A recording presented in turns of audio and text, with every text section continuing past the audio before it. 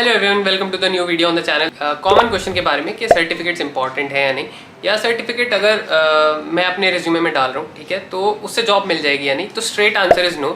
ठीक है, तुम्हें सर्टिफिकेट अगर तुम खाली डाल रहे हो तो ऑब्वियसली मतलब शॉर्ट लिस्ट हो सकते हो, ठीक है, ऑन द बेसिस अगर तुम्हारे पास कोई भी एक्सपीरियंस नहीं है, पास्ट एक्सपीरियंस नहीं है, जैसे इंटर्नशिप हो गया या फिर किसी कंपनी में प्रोफेशनल एक्सपीरियंस हो गया, अगर वो नहीं है, अगर तुम्हारे पास प्रोजेक्ट्स नहीं है तो खाली सर्टिफिकेट डालना पड़ेगा, उसके अलावा और कोई चॉइस नहीं है, राइट। स्किल्स डालने पड़ेंगे एंड सर्टिफिकेट डालना पड़ेगा।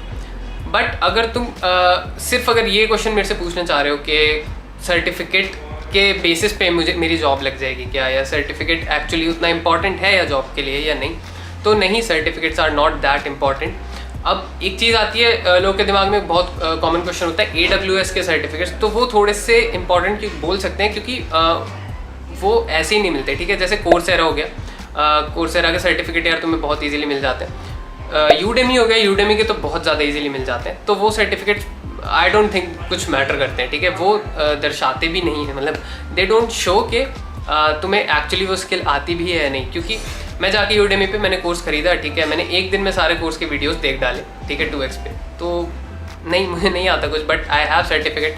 तो ऑब्वियसली यार कंपनीज इतनी पागल नहीं है कि सर्टिफिकेट को देख के तुम्हें जॉब दे देंगी, राइट। तो what you need in your resume is an internship experience. अगर फ्रेशर हो तो ऑब्वियसली मैं उसके हिसाब से ही बता रहा हूँ, जिन्होंने पहले काम किया हुआ है उनके लिए प्रोफेशनल एक्सपीरियंस ऑलरेडी है उनके पास कंपनी में किसी। सो अगर आप एक फ्रेशर हो, एंट्री लेवल पे हो, तो what you need is internship experience. अब इंटर्नशिप कैसे लगेगी यार, ठीक है, वो बड़ा क्वेश्चन है। इंटर्नशिप लगेगी तुम्हारे प्रोजेक्ट से, ठीक है, एंड प्रोजेक्ट थोड़े डिसेंट बनाना, मतलब ऑब्वियसली यार जो स्टार्टिंग से स्टार्ट करते हैं उन प्रोजेक्ट्स को रेज्यूमे में नहीं रख सकते ना, मतलब समझ रहे हो ना, क्योंकि बहुत छोटे प्रोजेक्ट होते हैं। जैसे वेदर का प्रोजेक्ट हो गया वेबडी में या एफडी में, ठीक है, वेदर बताने वाला API बेसिकली तुमने यूज़ किया एंड उसका फ्रंट एंड थोड़ा बना दिया। So that's not exactly your project, ठीक है। What you can do is hackathon में पार्ट ले सकते हो एंड वहाँ जो बनाया है उसको डाल सकते हो, ठीक है, उसको गिटहब पे डाल सकते हो, उसका लिंक डाल सकते हो, उसे डिस्क्राइब कर सकते हो 3 पॉइंट में एग्जैक्टली तुमने क्या क्या किया। जैसे मैं अपना एग्जांपल बताता हूँ, मैंने एक हैकाथॉन में पार्टिसिपेट किया था, दो मैं उसका क्रेडिट नहीं लूँगा उतना, क्योंकि मेरा जो पार्टनर था उसने 60% काम किया था, मैंने 40%, ठीक है। मेरा मोस्टली फ्रंट एंड था, बैक एंड उसने संभाला। So what we did is कि हमने एक ML का API उठाया था, ठीक है। वो API क्या करता है, बेसिकली तुम्हारी ब्लड इंटेंसिटी या रेड कलर इंटेंसिटी को देख के बता सकता है कि तुम्हारा ब्लड ऑक्सीजन लेवल कितना है। तो हमने वो API उठाया, उसको इंटीग्रेट किया, फ्रंट एंड और बैक एंड इंटीग्रेट किया, एंड बेसिकली एक कोविड के लिए कुछ बनाया था। So we did win that hackathon, ठीक है। तो वो मैंने अपने रेज्यूमे में डाला हुआ है, वो प्रोजेक्ट मैंने अपने लिंक्डइन पे भी डाला हुआ है, एंड उस प्रोजेक्ट के बारे में मैंने लिखा हुआ है एग्जैक्टली हमने क्या क्या किया था। So that's how you can show off basically, ठीक है, ऑन योर रेज्यूमे। एंड कभी भी ज़्यादा शो ऑफ नहीं करना है, जैसे मुझे ये आता है, मुझे वो आता है। स्किल सेट में यार प्लीज़ वो ही लिखो जो आता है एक्चुअली, ठीक है। जैसे मैंने अपनी कोई तो लिंक्डइन की एक वीडियो बनाई थी, तो उसमें देख सकते हो मैंने बहुत 31 स्किल्स लिखे हुए थे लिंक्डइन पे, बहुत गलत है वो, ठीक है। सेलेनियम वगैरह भी लिखा हुआ था, बहुत ज़्यादा कम एक्सपीरियंस है मुझे सेलेनियम का। एंड इफ़ रिक्रूटर ने या कभी किसी ने मेरे से पूछ लिया कि सेलेनियम का तुमने लिखा हुआ है, तुम्हें आता है या ये चीज़ आती है वो आती है, तो मैं नहीं बता पाऊँगा, ऑब्वियसली मुझे उतना एक्सपीरियंस है ही नहीं। तो स्किल सेट में वही लिखो यार जो तुम्हें आता है, ठीक है। एंड अब आते हैं प्लेसमेंट में एग्जैक्टली मांगते क्या, सर्टिफिकेट नहीं मांगते, तो ठीक है, ये तो तुम्हारा रेज्यूमे शॉर्ट लिस्टिंग हो गया। अब आता है पहला राउंड होता है डेटा स्ट्रक्चर्स एंड एल्गोरिथम। तो ये ऑलमोस्ट सभी कंपनी पूछती हैं, तो ये बहुत इंपॉर्टेंट काइंड ऑफ चीज़ है। एंड इसके लिए यार तुम न्यूटन स्कूल पे जा सकते हो, एंड में बताता हूँ क्या है एग्जैक्टली न्यूटन स्कूल। अभी पहले काम की बात कर लेते हैं थोड़ा, है ना। तो फर्स्ट राउंड हो गया DSA। अब आते हैं तुम्हारे इंटरव्यू राउंड पे। इंटरव्यू राउंड पे होता है यार तुम्हारा रेज्यूमे डिस्कशन, ठीक है, तुमने प्रोजेक्ट क्या क्या किया। इंटर्नशिप एक्सपीरियंस है तो वहाँ पे तुम्हें बताना होता है तुमने इंटर्नशिप में एग्जैक्टली क्या क्या चीज़ें करी हैं, वो भी 3 पॉइंट में यार, 3 पॉइंट से ज़्यादा में कुछ डिस्क्राइब नहीं करना है, वरना रेज्यूमे मतलब सेकंड पेज पे चला जाता है। सेकंड पेज पे 2 पेज का रेज्यूमे मतलब डिज़ास्टर है, ठीक है। रेज्यूमे हमेशा 1 पेज का होना चाहिए, चाहे फॉन्ट साइज़ छोटा कर दो, कंसाइज होना चाहिए, भरा भरा होना चाहिए, ब्लैंक स्पेसेस नहीं होने चाहिए, 1 पेज का रेज्यूमे होना चाहिए। अगर तुम चाहते हो रेज्यूमे के ऊपर भी बता दूँ कि एग्जैक्टली क्या होना चाहिए क्या नहीं होना चाहिए, तो प्लीज़ कमेंट डाउन बिलो, ठीक है, मैं बना दूंगा वीडियो।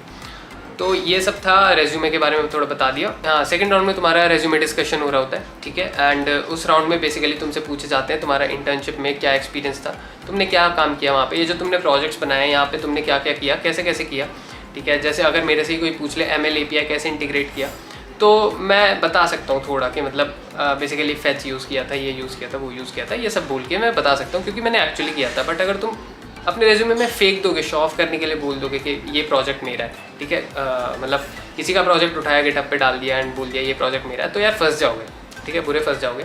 एंड वहाँ पे वो मतलब रेड फ्लैग होता है बेसिकली, बहुत बड़ा रेड फ्लैग होता है कि अगर तुमने किसी का प्रोजेक्ट डाल दिया तो वही प्रोजेक्ट डालो जो तुमने एक्चुअली किए हुए हैं। तो एंड सर्टिफिकेशन डाल सकते हो, ठीक है, अगर तुम्हारे रिज्यूमे में जगह बच रही है, नीचे थोड़ा स्पेस बच रहा है तो उधर डाल सकते हो सर्टिफिकेशन एंड रिवॉर्ड्स करके, तो उधर अपने सर्टिफिकेट डाल सकते हो जो है या नहीं।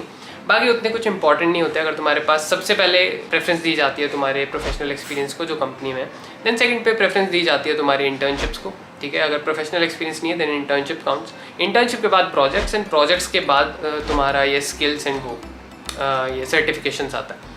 तो सर्टिफिकेशंस एक्चुअली उतने इंपॉर्टेंट नहीं है। AWS के थोड़े इंपॉर्टेंट हो सकते हैं, शायद ऐसे जाते हैं, फंडामेंटल्स, उसके बाद एसोसिएट एंड प्रोफेशनल, ऐसा कुछ होता है, ठीक है। तो वो थोड़े लंबे टाइम के बाद टेस्ट वगैरह क्लियर करने के बाद थोड़े सर्टिफिकेट मिलते हैं, तो आई गेस उसकी थोड़ी इंपॉर्टेंस हो सकती है। I am not that sure, ठीक है, वो तुम सर्च कर सकते हो।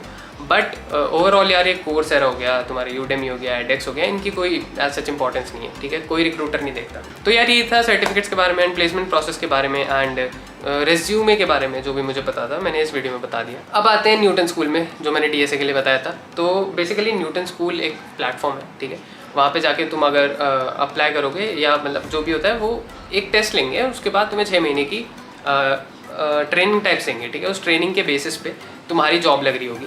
अब वो ये गारंटी करते हैं कि 7 LPA तो लग ही जाएगा, ठीक है, 15 to 20 एवरेज लग जाता है एंड 30 to 40 भी लग रहा होता है, ठीक है। तो उसकी टेंशन नहीं है कि ज़्यादा पैकेज के अपॉर्चुनिटीज़ नहीं है।